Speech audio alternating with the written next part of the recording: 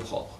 Nous avons, pour bien comprendre tous ces concepts, un exemple avec une entreprise dont le compte de résultat est le suivant. Voici ce compte de résultat avec un résultat net de 150. Résultat net de 150 avec donc chiffre d'affaires. Attention, le résultat qui est dans celui-ci, dans ce slide. Oui, alors ça c'est nous sommes là sur la deuxième hypothèse, d'accord. En fait, sur la première hypothèse, par rapport à ce slide que vous avez. Sur la première hypothèse, j'ai un résultat qui n'est que de 150, donc on verra ensuite cette modification du résultat. Prenez le document qui est en support, sur la plateforme, et vous avez sur ce document, donc la première hypothèse, ça sera la deuxième hypothèse, j'y reviendrai après. Prenez la première hypothèse, dans ma première hypothèse, j'ai un compte de résultat, je vous donne les éléments, vous les voyez sur votre document. Les ventes sont de 1385, les achats de 400, la charge de personnel 500, les amortissements 210, la charge financière 25, l'impôt est de 100, puis ensuite le résultat net de 150. D'accord ? Nous avons un bilan économique avec un actif immobilisé de 1200, un actif circulant moins passif circulant de 800, et puis du côté des passifs, ressources, capitaux propres 1500 et dette financière 500. Nous ferons varier quelques postes sur cette deuxième hypothèse qui est sur le slide pour expliquer l'impact sur la valeur. Pour l'instant, travaillons avec votre document et cette première hypothèse. Il est précisé que le coût des dettes est de 5% avant impôt. On me donne une information sur le coût des capitaux propres qui est égal à 10%. D'accord ? Nous verrons d'ailleurs comment le déterminer, le coût des capitaux propres, qui représente bien la rémunération des apporteurs de capitaux propres, des propriétaires. Le taux d'IS est de 40% par simplification, et nous allons donc faire une petite évaluation très simple, mais qui va nous permettre de comprendre les concepts. Je commence par une évaluation patrimoniale. Je suppose que les éléments qui figurent dans l'actif économique ont été valorisés à leur juste valeur, sont à leur juste valeur. Par conséquent, quelle est donc la valeur patrimoniale ? Eh bien, vous totalisez les actifs sont de combien ? 2000, et vous allez soustraire à ces actifs les dettes qui sont de combien ? 500, les dettes financières qui sont au passif. Par différence entre 2000 et 500, j'obtiens donc une valeur des capitaux propres directe de 1500. J'obtiens donc une valeur des capitaux propres de 1500. Approche dite patrimoniale. Deuxième approche, l'approche par les flux. Et nous allons rechercher, non pas dans un premier temps VCP, valeur des capitaux propres, mais nous allons rechercher V grand E. Alors V grand E, la valeur de l'entreprise ou de l'actif économique en capitalisant un résultat. Quel résultat ? Et ensuite, en capitalisant, c'est-à-dire actualiser à l'infini ce résultat, avec un coût moyen pondéré du capital, nous allons expliquer ce qu'il représente, ce coût moyen pondéré du capital ou coût du capital, et ce résultat économique, il nous faut le déterminer. Nous allons donc déterminer ce résultat économique, et pour déterminer ce résultat économique, il nous faudra prendre en compte, dans le résultat économique, nous avons deux éléments. Le résultat économique est le résultat pour les investisseurs, les apporteurs de fonds, c'est-à-dire le résultat qui rémunère les propriétaires et le résultat qui rémunère les prêteurs. Quand vous prenez votre compte de résultat, quel est le résultat ? Prenez votre compte de résultat, nous avons un résultat de combien ? Net. Il est, dans notre exemple, de 150. Le résultat de 150, qui est le résultat net, rémunère bien les propriétaires. Donc dans mon résultat économique, j'aurai donc les 150. Mais il me faut ajouter une deuxième composante ou un deuxième élément, la part qui rémunère les prêteurs. Et la part qui rémunère les prêteurs emprunts, ce sont les intérêts. Donc nous avons des intérêts dans mon compte de résultat qui sont donc de 25. Sur les intérêts, il y a une économie d'impôt. Donc nous allons faire 150 le résultat net après impôt, plus les intérêts nets d'impôt, 25 fois 60%, puisque mon taux d'impôt est de 40%. J'obtiens ainsi un résultat économique de 165. Il représente bien le résultat pour les apporteurs de capitaux propres et empruntés, prêteurs et propriétaires. Nous allons ensuite déterminer le coût moyen pondéré du capital. Que représente le coût moyen pondéré du capital? Il représente le taux de rendement exigé par les investisseurs. Oui, mais les investisseurs, il n'y a pas que les propriétaires. Nous venons d'expliquer qu'il y a les propriétaires et les prêteurs. Donc le coût moyen pondéré du capital, c'est bien ce taux de rendement que nous allons calculer. Pour les capitaux propres, quel est le coût des capitaux propres ou des fonds propres? 10%. Donc déjà, les propriétaires, 10%. Quel est le coût maintenant de la dette financière? On me donne 5%. Donc vous allez calculer ce coût moyen pondéré du capital à partir donc du coût des capitaux propres et du coût de la dette financière des emprunts. Pondéré par la structure financière. Quelle est la structure financière de mon entreprise? Dans les ressources, il y a un total de 2000. Combien pour les capitaux propres? 1500. Combien pour les emprunts? 500. Là voilà la structure financière. Donc nous allons pondérer ces coûts par la structure financière. Quel est le coût moyen pondéré du capital? 10% fois 1500.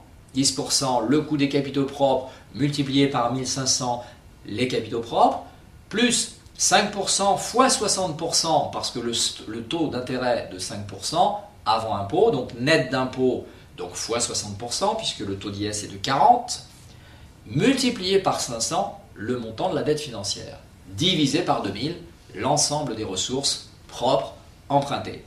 J'obtiens un CMPC, coût moyen pondéré du capital, ou on dit aussi plus court, coût du capital, c'est mieux de dire coût moyen pondéré du capital, 8,25.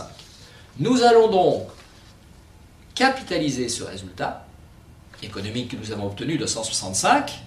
Le résultat économique, c'est bien pour les investisseurs et le CMPC, c'est bien le taux exigé par les investisseurs. 165 divisé par 8,25 égale combien? 2000. Nous obtenons ainsi, attention, non pas la valeur des capitaux propres, mais la valeur de l'entreprise, parce que nous avons travaillé avec le flux résultat économique. Et le flux résultat économique, il est bien donc déterminé pour l'ensemble des investisseurs. Donc nous obtenons ainsi la valeur de l'entreprise. Pour maintenant obtenir la valeur des capitaux propres, il faut déduire de la valeur de l'entreprise la valeur de la dette financière. Elle est inscrite au bilan pour 500. 2000 moins 500 égale combien? 1500. Nous constatons dans ce premier cas, ou cette première hypothèse, que la valeur patrimoniale des capitaux propres est égale à 1500 et que la valeur obtenue par les flux dans la deuxième approche est aussi égale pour les capitaux propres 1500. Donc nous avons une égalité de valeur, ce qui est tout à fait théorique parce qu'en règle générale il n'y a pas égalité des valeurs. Alors pourquoi y a-t-il égalité des valeurs? La réponse est la suivante. Quelle est la rentabilité économique dégagée par l'entreprise? Je rappelle que la rentabilité économique représente la rentabilité pour les investisseurs. Comment je calcule une rentabilité économique? Un résultat économique divisé par les capitaux donc propres et les capitaux empruntés. Donc nous avons 165 de résultat économique divisé par 2000. Quel est le taux de rentabilité économique? 8,25. Et là nous avons une situation dans laquelle les investisseurs exigent 8,25, l'entreprise fait combien? 8,25. Donc l'entreprise ne crée pas de valeur. La notion de création de valeur. Une entreprise créera de la valeur lorsque la rentabilité économique de l'entreprise, le taux de rentabilité économique de l'entreprise, sera supérieur au coût moyen pondéré du capital, qui est le taux de rendement exigé par les investisseurs. Et bien dans cette première hypothèse, il n'y a pas de création de valeur. Deuxième hypothèse, voici donc le compte de résultat légèrement modifié de cette deuxième hypothèse avec 189, donc j'ai fait une petite modification au niveau des postes, 189, le bilan économique, nous avons toujours les 1200 d'actifs IMO, le actif circulant moins passif circulant 839, les capitaux propres ont augmenté de 39 puisque maintenant nous avons 39 de plus de résultats et nous avons les dettes financières toujours de 500. Le coût de la dette est de 5%, le coût des fonds propres est de 10%, toujours le même taux d'IS 40% par simplification. Nous allons évaluer cette entreprise selon l'approche dite patrimoniale. Patrimoniale, les actifs valorisés au bilan 2039, les passifs dette financière valorisée 500 par différence 1539 de valeur de capitaux propres. Deuxième approche, par les flux, nous recherchons d'abord la valeur de l'entreprise avec le résultat économique capitalisé au coût moyen pondéré du capital. Le coût moyen pondéré du capital est calculé 10%. Attention, la structure financière est légèrement modifiée puisque nous avons maintenant 1539 de capitaux propres et 500 de dettes financières. Donc nous avons 10% fois 1539 plus 5% net d'impôt fois 60% fois 500 sur 2039, 28% de CMPC. Le résultat économique, c'est bien le résultat net pour les propriétaires 189, les intérêts nets d'impôt, le résultat économique 204. 204 capitalisé à 8,28, 204 divisé par 8,28, c'est-à-dire en fait actualisation à l'infini, puisque je rappelle la formule d'actualisation, 1 moins 1 plus i puissance moins n sur i. Si n tend vers l'infini, 1 plus i puissance moins n tend vers 0. Il me reste 1 sur i. Vous voyez, 1 sur i, c'est donc, je divise par i pour obtenir cette valeur. 204 divisé par 8,28, 2463. Il nous faut maintenant déterminer la valeur des capitaux propres. À cette valeur d'entreprise ou valeur de l'actif économique, nous allons déduire la valeur de la dette financière, qui est de 500. Nous obtenons 1963. Nous avons donc une valeur de capitaux propres selon cette approche flux de 1963, alors que selon l'approche patrimoniale, 1539. Il y a bien une création de valeur. Une différence qui correspond ici à cette survaleur. Pourquoi? Parce que quelle est la rentabilité économique de l'entreprise? Son résultat économique est de 204 divisé par l'ensemble des ressources investies, c'est-à-dire capitaux propres, emprunts. Et nous avons une rentabilité économique de 10%.